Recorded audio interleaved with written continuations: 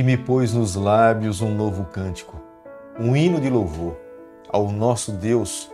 Muitos verão essas coisas, temerão e confiarão no Senhor. Salmo capítulo 40, verso 3. Nós estamos aqui nesse momento falando de um compositor, um músico, o salmista Davi. Quantas músicas compostas para glorificar a Deus. Davi sabia perfeitamente do valor da música, do valor do canto. E Davi fazia isso constantemente no momento em que estava pastoreando o seu rebanho. Quando Saul estava tomado por espíritos malignos, Davi louvava o Senhor. E tenho certeza que o cântico foi um instrumento nas mãos de Deus naquele período. Davi usado pelo Senhor para glorificar o nome dele. Quantos salmos nós encontramos na Bíblia como expressão da gratidão, do louvor que Davi elevava a Deus. E acredito que nos dias em que nós estamos vivendo também, nós precisamos ter um coração que cante mais ao Senhor. Creio que nos momentos que nós nos levantamos pela manhã, você precisa ter momentos para que você louve a Deus. Com palavras, com cânticos, com orações, com a palavra de Deus aberta, com meditações. Tenha certeza que o céu vai se agradar da sua atitude. Nessa manhã, nós mais uma vez iremos abrir a palavra do Senhor com alegria no coração, porque o livro de Êxodo tem sido uma inspiração para todos nós. E nesse momento convido você a abrir a Bíblia no livro de Êxodo, capítulo 28, o verso 1. Faze também vir para junto de ti Arão, teu irmão, e seus filhos com ele, dentre os filhos de Israel, para me oficiarem como sumo sacerdote, a saber, Arão e seus filhos Nadab e Abiú, Eleazar e Tamar. Deus escolheu quem seriam as pessoas que iriam lhe servir pessoalmente, que estariam diante de si para ministrar os ofícios dentro do santuário. Mas Deus também se preocupou em falar para Moisés como é que seria confeccionado a vestimenta do sacerdote e do sumo sacerdote. Mais uma vez eu quero ressaltar aqui nesse momento para você, o Deus que nós servimos, ele é detalhista, ele é cuidadoso, tem uma característica extremamente caprichosa. Ele não gosta do desleixo, ele não gosta da sujeira, e nós podemos ver isso perfeitamente aqui no livro de Êxodo, capítulo 28, verso 1 e o verso 2.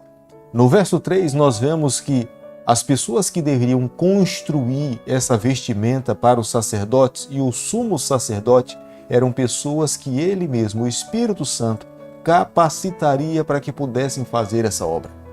Não seria qualquer costureiro, não seria qualquer tipo de vestimenta feita de qualquer forma que eles deveriam se apresentar diante de Deus. Deus iria instruir essas pessoas escolhidas por ele para que pudesse construir a vestimenta que o sacerdote deveria se apresentar diante do Senhor.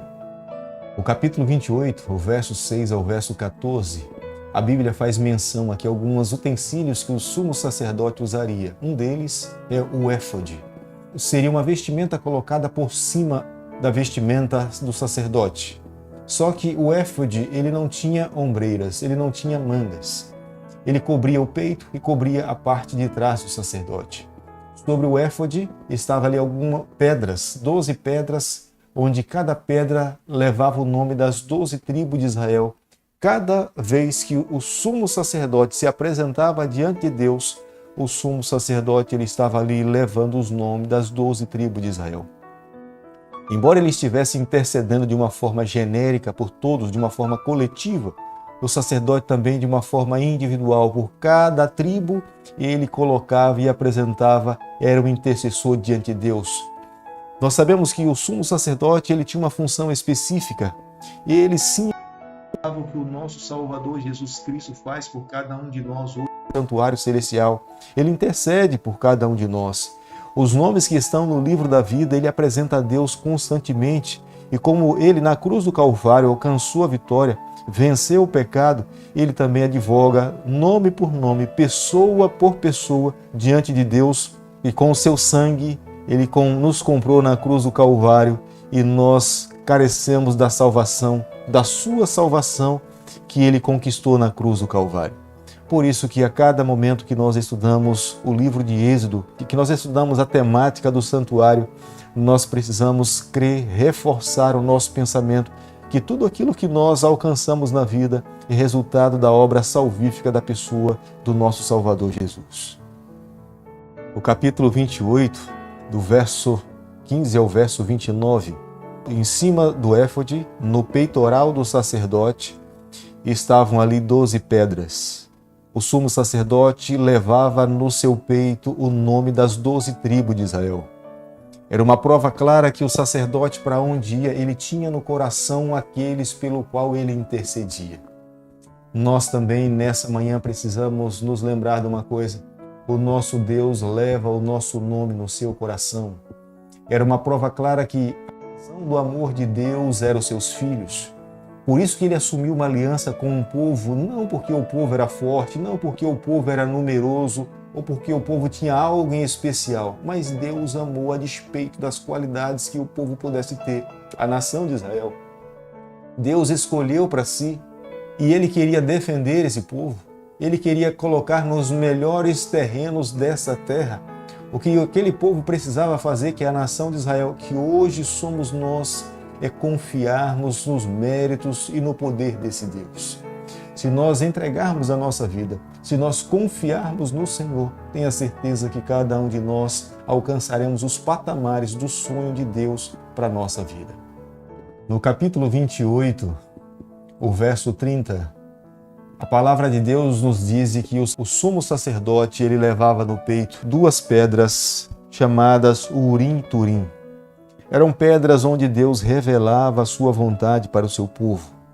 Era como se fosse uma pedra onde tinha um sim e uma outra pedra tinha um não. Quando então havia necessidade de consultar a Deus, por exemplo, ir para uma batalha, e o sacerdote perguntava: Senhor, nós devemos ir lutar contra os amorreus ou os filisteus?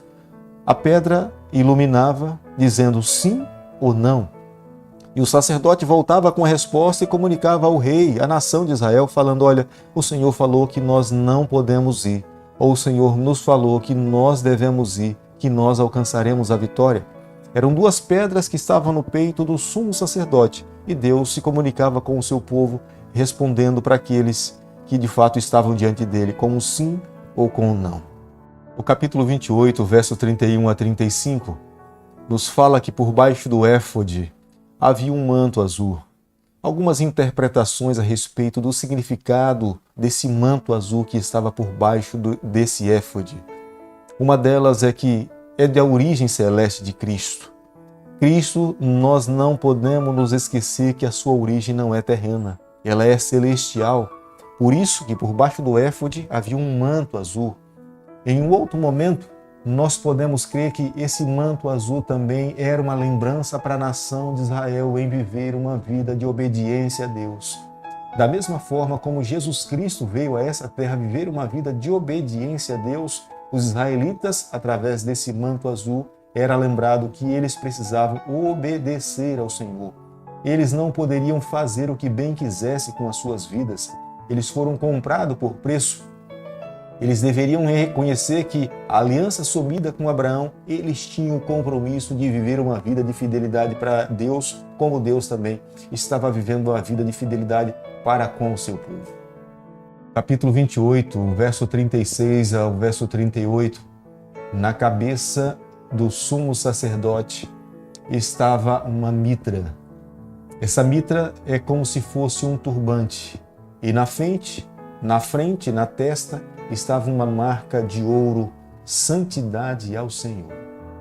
O sumo sacerdote deveria se lembrar que ele era separado para viver para o Senhor. E ao se apresentar diante de um Deus santo, de um Deus puro, ele não deveria se esquecer em momento algum que ele deveria estar preparado para esse encontro. A nação de Israel, ao olhar para o sumo sacerdote, eles também deveriam trazer a lembrança no coração de que Deus era um Deus santo. O povo de Deus não poderia viver de qualquer forma. Deus não aceitaria qualquer oferta. Quando Deus se manifestava, o povo deveria reconhecer que esse Deus é grandioso, a sua majestade é infinita, os próprios querubins se curvam diante de Deus e proclamam que Ele é santo, santo, santo por toda a eternidade.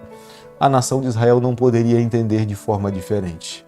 Creio que nós, nos dias em que nós vivemos, nos encontramos, nós também precisamos ter essa consciência. Ao nos aproximarmos do Senhor, nós precisamos ter um coração que entenda que o Deus que nós servimos, até através da forma como Ele conduziu a construção do santuário, a vestimenta, nós podemos ver que Ele é um Deus santo. O verso 39 do capítulo que nós estamos estudando agora pela manhã, o sumo sacerdote usava uma túnica. Era a túnica que estava em contato com o seu corpo. Era uma túnica de linho finíssimo. É o mesmo material que nós encontramos dentro do templo, nas cortinas do templo. A túnica de linho finíssimo, branco, simbolizava a pureza. Como que o sacerdote deveria viver uma vida santa diante do Senhor. Era a pureza do coração. A sua vestimenta deveria ensinar aqueles que estavam do lado de fora. A nação de Israel, ao olhar para o sumo sacerdote e ver o linho cobrindo o seu corpo branco, eles deveriam se lembrar da santidade e da pureza que cada pessoa precisa estar para se apresentar diante de Deus. Reconhecendo que todo o sistema sacrificial que acontecia no santuário era uma forma de Deus ensinar àquela nação como eles deveriam se preparar para receber a salvação em Jesus Cristo. Há uma escritora americana, ela escrevendo a respeito das vestimentas do sacerdote, ela disse o seguinte: tudo que dizia respeito ao vestuário e conduta dos sacerdotes devia ser de molde a impressionar o esplendor com o entusiasmo da santidade de Deus, de seu culto e de pureza exigida dos que entravam em sua presença. Meu amigo, nessa manhã, ao concluirmos aqui o capítulo 28 do livro de Êxodo, eu e você, nós precisamos levar no nosso coração a mais certa certeza que quando nós formos nos apresentar diante de Deus, a vestimenta, a indumentária é de grande valor para o Senhor. Esse Deus é detalhista, Ele é cuidadoso. Ele teve um cuidado todo especial em ensinar como é que o sacerdote e o sumo sacerdote deveriam se apresentar diante dele. Não pode ser diferente nos dias em que nós estamos vivendo. É o mesmo Deus, é o mesmo Senhor. Ele não muda, Ele é eterno. Pois entenda que Ele, quando nós nos apresentamos diante dEle, Ele também nos olha e nos vê como nós temos nos apresentado diante do Senhor. É claro, estou falando da vestimenta, mas nós não podemos nos esquecer do nosso interior, do nosso coração. O nosso coração precisa estar preparado para esse encontro. Tenha certeza que Ele leva em conta a maneira como nós nos apresentamos diante dEle. Por isso, que nessa manhã, mais uma vez, como adoradores, nós precisamos clamar, pedindo a Ele que Ele nos tome nos seus braços e nos abençoe na nossa trajetória. Querido Pai, nessa manhã nós nos curvamos diante de Ti, nós nos colocamos em Tuas mãos, nós confessamos as nossas falhas, nós pedimos perdão por todos os erros. Por favor, Senhor, nos aceite e nos receba. Nos conduza na nossa trajetória, é o nosso pedido, é a nossa oração e nós fazemos em nome de Jesus. Que o Senhor te abençoe e te guarde. Que Ele faça resplandecer o seu rosto sobre você. Que Ele tenha misericórdia de você. E sobre você nessa manhã, Ele levante o seu rosto e conceda a sua paz em nome de Jesus.